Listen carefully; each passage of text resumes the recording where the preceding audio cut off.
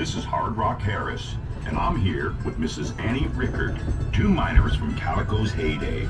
We would like to welcome you aboard the Calico and Odessa Railroad. Howdy there, folks. Y'all please stay seated as we take a ride together along the back country of Old Calico. As we go around this first curve, notice the miners' cabins built along the canyon walls.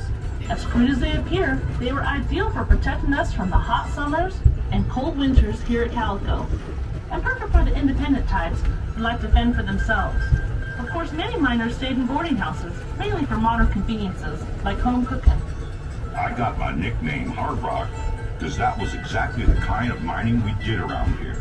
The rock is so hard, and we didn't have any water to use for mining, so we had to hack and blast away at the rock. During the boom years, Calico's 10 square mile mining district boasted a population of nearly 2,000, with almost 1,000 actually living in the town side of Calico. After the mining ended, Calico really was a ghost town. That's to say, it was mainly abandoned, but it was restored and reconstructed by the Knott family in the 1950s. Back then, they had workers actually living here.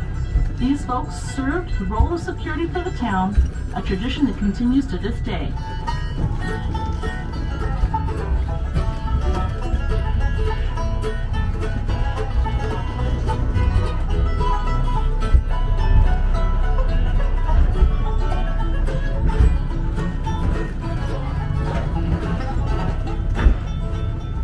As we round this next curve, look to the left of the engine and notice the pile of rocks painted white with a white marker on top. This is an example of what a cornered monument looked like. We use them on all four corners of our claims to alert everyone that they may be trespassing and to remind claim jumpers to stay away. Remember how the first traces of silver were discovered right on the ground in the spring of 1881, and Calico's silver rush was on. Miners came from all over, including well-known towns such as Virginia City, Bodie, and Tombstone, Arizona. I certainly do, Hard Rock. I had silver fever too. Coming up on the right is one of the original ore cars we miners used. We would push these out of the mine and stockpile our ore until we had a trainload full. Then it was shipped to a processing mill on a narrow gauge train similar to the one you're riding on now. That particular train was called the Waterloo Mine Company Railroad, and a spur was run off of it that went right up Calico's Wall Street Canyon. The closer a railroad could be run to the mines, the better. This large area to the left of the train was where some of the miners lived. There is still one surviving wall out there. It's outlined in white. Beyond the mountain to the northeast was East Calico, where among others the big Bismarck mine was. There was a little community out there with a store and a saloon. The Stacy brothers carried mail the mile and a half between Bismarck and Calico, even training their dog Dorsey to do it for them. I remember that. They strapped a saddlebag right on his back so he could carry the mail and packages.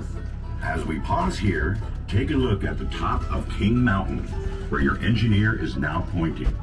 Look at the last letter in Calico and run your eyes down about 300 feet and a little to the right, and you should see a mine entrance in the side of the mountain. This is a tunnel for the Silver King Mine, one of the richest and largest mines in the Calico mining district. It produced about $10 million in silver in about 11 years. There were about 30 miles of tunnels on 14 different levels inside that mountain, belonging to several different mines. However, the only mine that is open daily for guests to safely go into themselves is the Maggie Mine. Just below the Silver King, there appears to be just an ordinary pile of rocks. Actually, that is remnants of the Silver King mine itself. Not long ago, that pile of rocks was assayed to contain a few million in silver. But before you jump out of the train and climb the hill to fill your pockets, I should tell you that it would take millions more just to process that silver. So that would put you in the hole. Well, back to playing the lottery. Now as we get moving, look out to the left. It wasn't too far from there that a man got himself shot for trying to jump my mining claim. I had already warned that Mr. Tobler about trespassing on my Guganda mine, and he ignored me and showed up again. This time he got grazed by a few bullets I sent in his way from my little pistol. He called the law and had me arrested before I could unload my whole gun on him. The jury did not find me guilty, as I was just protecting my property. Well, Annie, glad no one was seriously hurt, except maybe that Mr. Tobler's pride. Now, if y'all look left, this is an ore crusher called an arista. Miners would hitch a horse or mule to that crossbar and have it walk round and round, which caused the steel ball to drag over and crush the ore before it was taken to a processing mill. Of course, by the 1880s, this method was kind of old-fashioned, but it was still a respectable way of making sure every bit of silver was scraped up. We did work hard to get all that silver. Now have a look over to one of my favorite views from Calico. Down there is the Silver Valley, as we called it. And past that old dry lake is the sandy bed of the Mojave River. In those early years, drinking water for Calico had to be brought over from the river, which ran above ground at the time, and sold for about 5 to 20 cents a gallon. That water supply also gave birth to our neighboring town of Daggett, when the railroad was built right through there. See, just like the smaller narrow gauge locomotives, the big trains of those days ran off of steam from the water-filled boilers. Another one of our neighboring towns was Borate. It may no longer be visible, but when the boom ended here, some miners got jobs over there as borax miners for the Pacific Coast Borax Company. The Borate and Daggett Railroad was even built right up into Mule Canyon, making for a more efficient operation for the company. It became the last place in California where the famous 20 mule teams were ever used. Now, if you all look over at Main Street, you can see the same view we did as we ventured into town for supplies and relaxation. There are actually 5 buildings on Main Street that have been standing since the 1880s, when it was a bustling place. Calico was a real town for about 20 years. We had a post office, school, courtroom, newspapers, and a slew of stores. Not to mention quite a few saloons, I can promise you that. Luckily, we even had doctors, lawyers, and a justice of the peace. My favorite place was the town hall, where we had dances and all kinds of entertainment. Those were dandy, huh?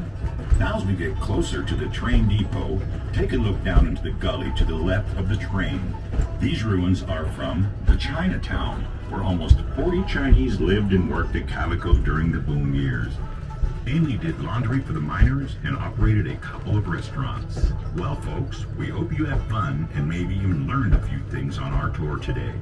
Please remain seated until the train comes to a complete stop. Be sure to grab all your gear, like purses, hats, glasses, and those little miners too. Please come back and join us again. We love having you. Yes, we do. Don't forget to mosey over to the Maggie Mine. I hear there's a great tour over there too. Can